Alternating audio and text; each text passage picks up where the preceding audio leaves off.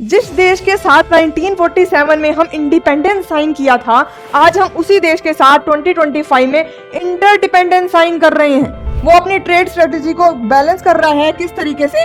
East में वो sign कर रहा है ऑस्ट्रेलिया के साथ और वेस्ट में वो यूके और यूरोपियन यूनियन के साथ। ग्लोबल फिनटेक फेस्ट इतना इंपॉर्टेंट क्यों हो जाता है? क्योंकि इंडिया जो है फिनटेक कैपिटल है। 8 अक्टूबर से यूके के नए prime minister Keir Starmer India visit पे हैं। ये सिर्फ एक पॉलिटिकल विजिट नहीं है, ये पावर इक्वेशन रिवर्सल का सिंबल है। यानी वही कंट्री जिसने 200 साल तक हम पे राज किया, आज वही कंट्री हमारे देश में आ रही है, ट्रेड डील साइन कर रही है हमारे साथ और हमारे साथ लॉन्ग टर्म विजन देख रही है, और वो भी हमारी टर्म्स पे। क्या है ये ट्रेड डील और कैसे चल रहे हैं यूके और इंडिया के रिलेशन, इसे समझेंगे। क्योंकि अगर आप यूपीएससी एस्पिरेंट हो तो आपके लिए इसका रिलेवेंस और ज्यादा बढ़ जाता है because of its relevance in IR section. तो समझते हैं इस विजिट का क्या सिग्निफिकेंस है।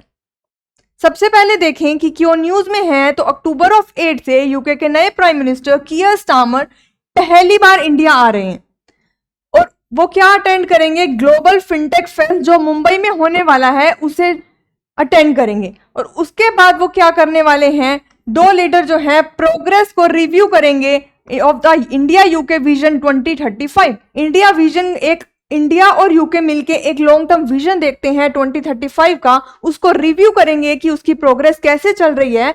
और अभी जुलाई 2025 में ही लंदन में CETA जो कि फ्री ट्रेड अग्रीमेंट है, साइन किया गया था इंडिया और यूके के बीच में, उसका भी रिव्यू करेंगे कि उसकी प्रोग्रेस कैसे चल रही है। तो हम आगे आने वाली स्लाइड्स में सबसे पहले तो ये समझेंगे कि इंडिया विजन 2035 क्या है और फ्री ट्रेड अग्रीमेंट क्या होता है।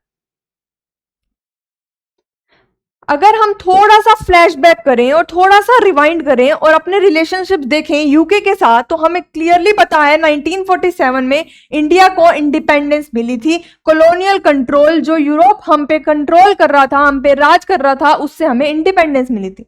देन 1973 में यूके ने ज्वाइन कर लिया था यूरोपियन इकोनॉमिक कम्युनिटी जो कि प्रिकर्सर था यूरोपियन यूनियन का।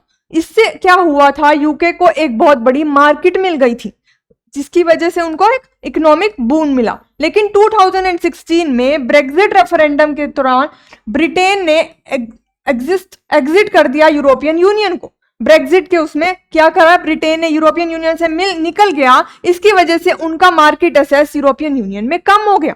इसीलिए यूके चाहता था, ब्रिटेन चाहता था कि उसको नई मार्केट मिले, और इसके लिए न्यूजीलैंड, ऑस्ट्रेलिया और इंडिया के साथ उसने अपने ट्रेड अग्रीमेंट्स को बढ़ाने की कोशिश करी। और 2025 में एज अ रिजल्ट यूके जो है इंडिया की तरफ आया और इंडिया और यूके ने आपस में फ्री ट्रेड अग्रीमेंट को साइन किया।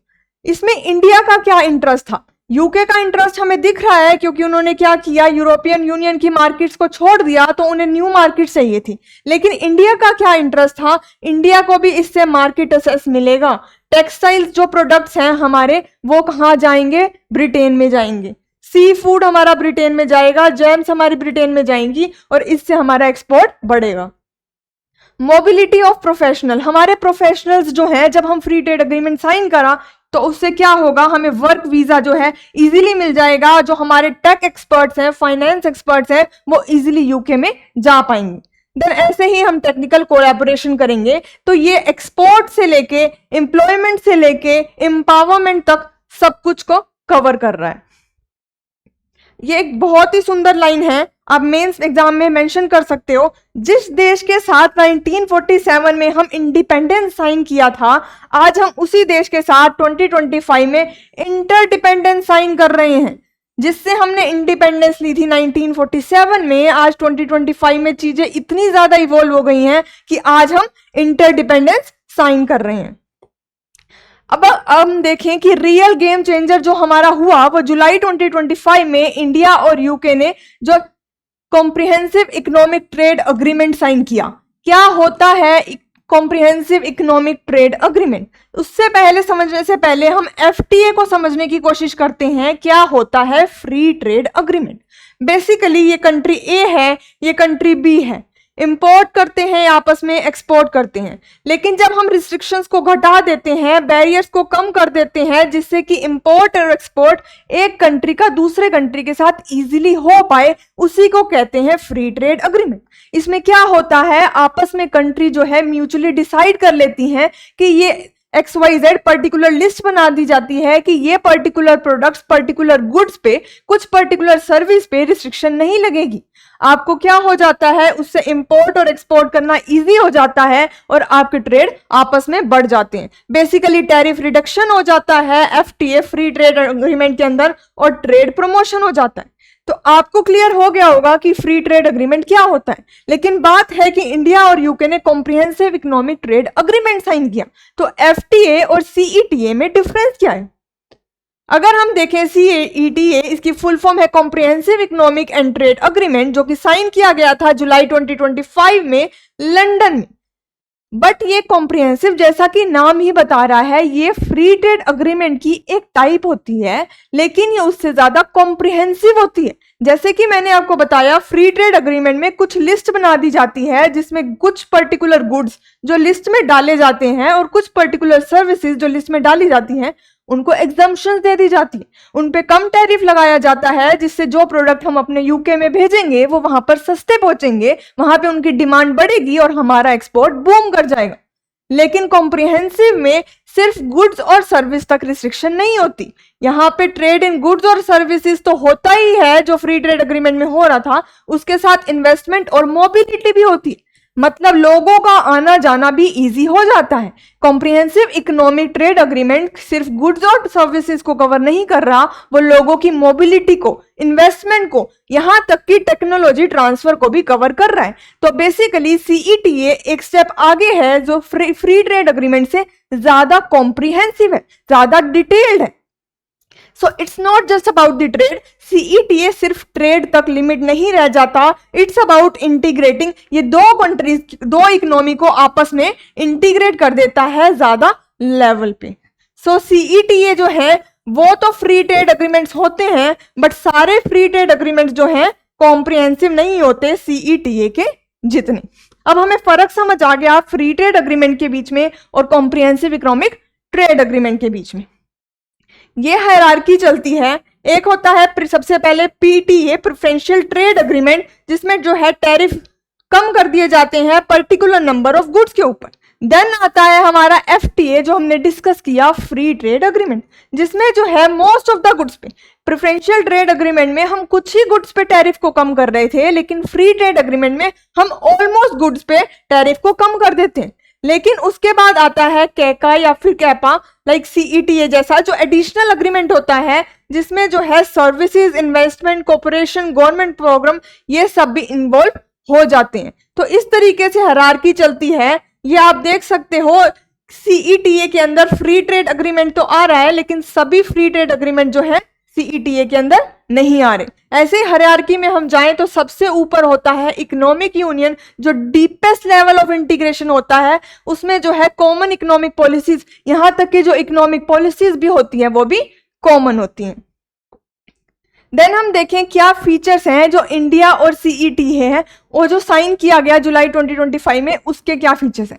इंडिया के लिए क्या फायदा है इसमें, जीरो ड्यूटी असेस है, हम अपने टेक्सटाइल्स के प्रोडक्ट्स को यूके में भेज सकते हैं, हमारे ऊपर कोई ड्यूटी नहीं लगेगी, इसकी वजह से हमारा एक्सपोर्ट बढ़ पाएगा। ऐसे ही जेम्स एंड ज्वेलरीज पे, फुटवियर पे और यहाँ तक कि सी फूड पे कोई ड्यूटी नहीं लगेगी। As a result 3 to 4 lakh jobs जो हैं हमारे MSME एक्सपोर्ट में क्रिएट हो रही हैं, तो हमारा एक्सपोर्ट भी बढ़ रहा है, हमारी एम्प्लॉयमेंट भी बढ़ रही है, और यहाँ तक कि इससे हमारा मेक इन इंडिया और आत्मनिर्भर भारत का सपना पूरा हो रहा है, क्योंकि ज्यादा प्रोडक्ट्स इंडिया में बनेंगे और वो कहाँ जाएंगे, इवेंचुअली यूके में जाएंगे, हमारा एक्सपोर्ट बढ़ेगा, हमारे को काम मिलेगा और हमारा मेक इन इंडिया का सपना भी पूरा होगा। लेकिन एट द सेम टाइम अगर हम यूके को देखें, यूके को क्या फायदा हो रहा है, तो वहां पर ड्यूटी फ्री एंट्री हो रही है मेडिकल डिवाइसेस की, वो मेडिकल डिवाइसेस मिल जाएंगे उनको, एरोस्पेस कंपोनेंट इजीली मिल जाएंगे और स्ट्रेंथन हो जाएंगे पोस्ट ब्रेक्जिट। जो उनको मार्केट एक्सेस कम हो गया था, अब उनको वो मार्केट अपॉर्चुनिटीज इंडिया से मिल जाएंगी। सर्विस एंड मोबिलिटी की बात करें तो ईजियर, अब हमें इंडिया के लोगों को वीजा इजीली मिल जाएगा, वर्क परमिट मिल जाएगा, वो यूके में जाके काम कर सकते हैं। इंडियन इंजीनियर्स के लिए, डॉक्टर्स के लिए और फिनटेक प्रोफेशनल्स के लिए बहुत ईजी हो जाएगा यूके में जाके काम करना। एट द सेम टाइम ज्यादा स्कॉलरशिप मिलेंगी और रिसर्च टाई अप होगा इंडियन स्टूडेंट्स का यूके में जाने के लिए। अगर हम देखें क्या इंडिया ने पहली बार सिर्फ यूके के साथ ट्रेड एग्रीमेंट साइन किया है या और भी कंट्रीज हैं जिसके साथ इंडिया अपने ट्रेड एग्रीमेंट्स को साइन कर रहा है, तो हम देख सकते हैं यूएई के साथ भी इंडिया ने 2022 में कैपा साइन किया था, कॉम्प्रिहेंसिव इकोनॉमिक पार्टनरशिप एग्रीमेंट, और यहां तक कि ऑस्ट्रेलिया के साथ हमने economic cooperation and trade agreement sign किया था। ये सब जो है क्या है, फ्री ट्रेड एग्रीमेंट्स के टाइप्स हैं। और इंडिया और यूके ने कब साइन किया, अब 2025 जुलाई 2025 में, जो हमने अभी डिस्कस किया। तो हम क्लियरली देख सकते हैं इंडिया जो है अपनी रिप्रेजेंटेशन को डाइवर्स कर रहा है, वो अपनी ट्रेड स्ट्रेटजी को बैलेंस कर रहा है। किस तरीके से, ईस्ट में वो साइन कर रहा है ऑस्ट्रेलिया के साथ और वेस्ट में वो यूके और यूरोपियन यूनियन के साथ। इससे हमारा ट्रेड जो है क्या हो रहा है, डाइवर्स हो रहा है और बैलेंस हो रहा है। अब बात करें जो हमने डिस्कस किया कि हमारे प्राइम मिनिस्टर जब मिलेंगे यूके के प्राइम मिनिस्टर के साथ, एक तो देखेंगे कि कैसी प्रोग्रेस चल रही है कॉम्प्रिहेंसिव इकोनॉमिक ट्रेड एग्रीमेंट की, और दूसरा वो रिव्यू करेंगे कैसी प्रोग्रेस चल रही है जो इंडिया और यूके का विजन है 2035 का। क्या है आखिर ये विजन? इंडिया यूके विजन 2025 जो है नेक्स्ट डिकेड का रोड मैप है कि कैसा चलेगा इंडिया और यूके का रिलेशन। इसके 5 पिलर हैं जो कि है growth, technology, defence, climate and education.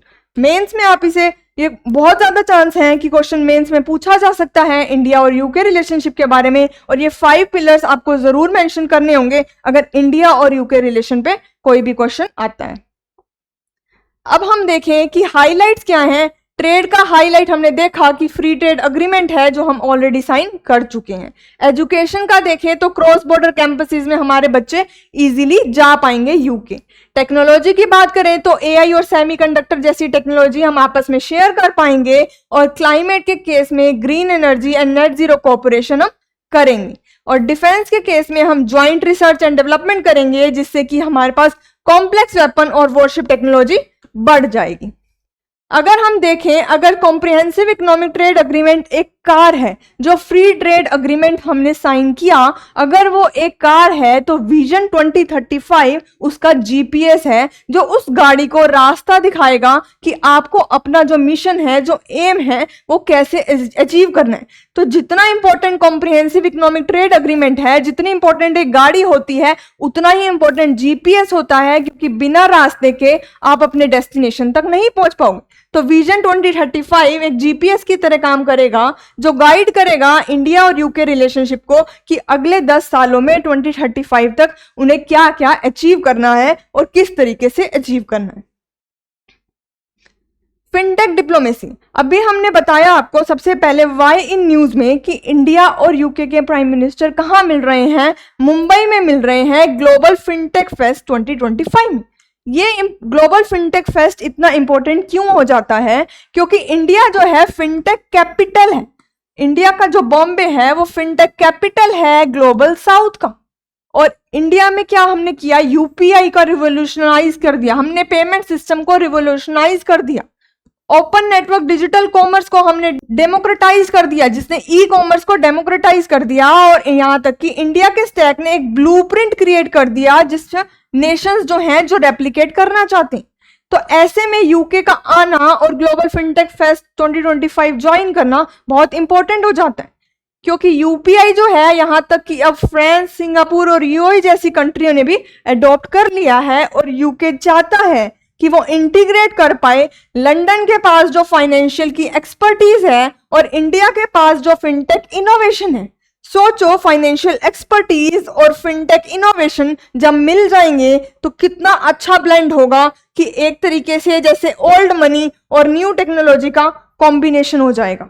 इससे दोनों कंट्री का फायदा होगा। तो हम इसे कैसे कंक्लूड कर सकते हैं, ये जस्ट एक डिप्लोमेटिक विजिट नहीं है, ये जो है स्टोरी है कि कैसे पावर इक्वेशंस जो है इवॉल्व होती हैं। कहाँ तो 1858 से 1947 तक हमें रूल करता था लंदन, हम फाइट कर रहे थे आज़ादी के लिए, और वहीं एट द सेम टाइम अब 2025 में वही सेम लंदन हमारे साथ ट्रेड डील साइन कर रहा है, और वो भी हमारी टर्म्स में। वो हमारे साथ एक लॉन्ग टर्म विजन देख रहा है 2035 का। तो जियोपॉलिटिक्स में टेबल्स बहुत जल्दी टर्न हो जाती हैं, और आज के टाइम में India is not at the table, India खुद वो एक टेबल है। इंडिया की इंपॉर्टेंस बहुत ज्यादा बढ़ चुकी है। ये एमसीक्यू है एफटीए से रिलेटेड, आप इसे ट्राई करना।